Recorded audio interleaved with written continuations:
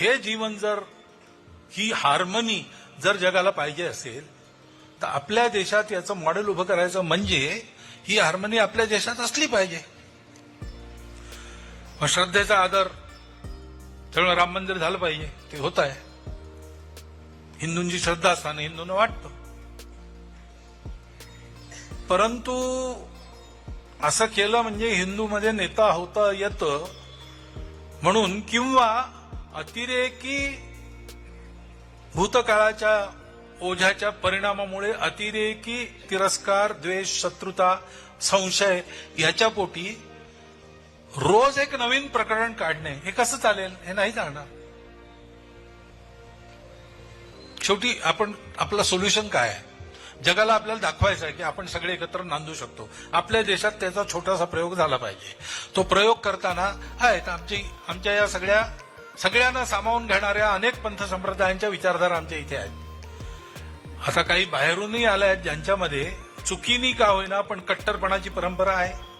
संघ प्रमुख मोहन भागवत गैर राजनीतिक व्यक्ति हैं और कभी ऐसा लगा नहीं कि उनका सत्ता के प्रति कोई लालसा हो, कोई लोभ हो, ऐसा भी नहीं लगा. और संघ परिवार की जो सोच है राष्ट्रवाद, उसके प्रतिबिंब के रूप में कभी कभी मोहन भागवत के वक्तव्य सामने आते हैं. ऐसा ही वक्तव्य एक बार फिर मोहन भागवत ने पुणे में दिया है. उस वक्तव्य के निहितार्थ क्या निकलते हैं, उसके अर्थ क्या हैं और भारत के संदर्भ में उस एक वक्तव्य क्या क्या मतलब निकल सकता है, इस पर गौर करते हैं. संघ प्रमुख मोहन भागवत ने कहा है कि रोज नया मंदिर मस्जिद मसला उठाया जा रहा है जो सही नहीं है. मोहन भागवत ने आगे कहा है कि राम मंदिर बन जाने के बाद लोग रोज नया ऐसा मसला नई जगहों पर उठा रहे हैं, सोचते हैं ऐसे वह हिंदुओं के नेता बन जाएंगे. यह अस्वीकार है. संघ प्रमुख मोहन भागवत जो कह रहे हैं उसका परिणाम उत्तर प्रदेश में संभल में दिख चुका है. बनारस सहित तमाम शहरों में ऐसे नए नए मंदिर मस्जिदों में खोजने की बाढ़ सी आई है, जिस पर मोहन भागवत की टिप्पणी बहुत महत्वपूर्ण है. भारत में इस परिपाटी को रोकना होगा, तभी भारत का विकास हो सकता है. इसे संघ प्रमुख मोहन भागवत बखूबी समझते हैं और उनका यह बयान इसे रोकने की पहली प्रयास माना जा सकता है. सन 2014 में केंद्र की कांग्रेस सरकार से उबी और प्रधानमंत्री मनमोहन सिंह की चुप्पी से घुटन महसूस कर रही जनता ने नरेंद्र मोदी के नेतृत्व में भाजपा को जो सफलता दी, उसे भाजपा ने हिंदुत्व की लहर मान लिया और मुस्लिम विरोध को हिंदुत्व मान लिया. और अब 2024 आ गया है.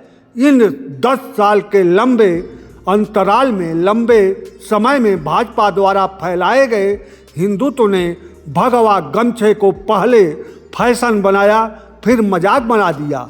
कांवर यात्रा को पहले फैशन बनाया, फिर मजाक बना दिया, फिर पूजा पाठ को फैशन बनाया और उसके बाद मजाक बना दिया. अब मस्जिद में मंदिर खोजने को फैशन बनाया जा रहा है.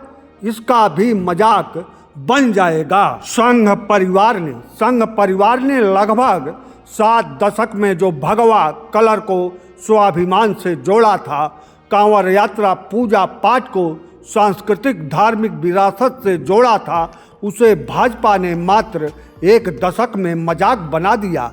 और यह मजाक सत्ता सुख के लोभी कांग्रेस, सपा, बसपा और क्षेत्रीय पार्टियों से भाजपा में शामिल नेताओं ने तूफानी रफ्तार से बनाया.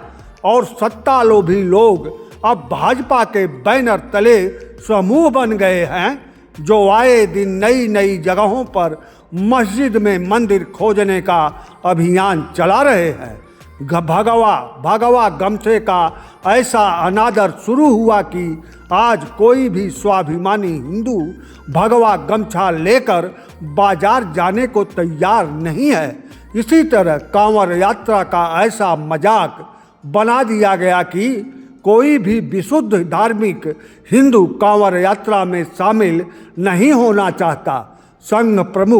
संघ परिवार प्रमुख मोहन भागवत इन स्थितियों को बखूबी समझ रहे हैं, इसीलिए उन्होंने हिंदू नेता शब्द पर जोर दिया है।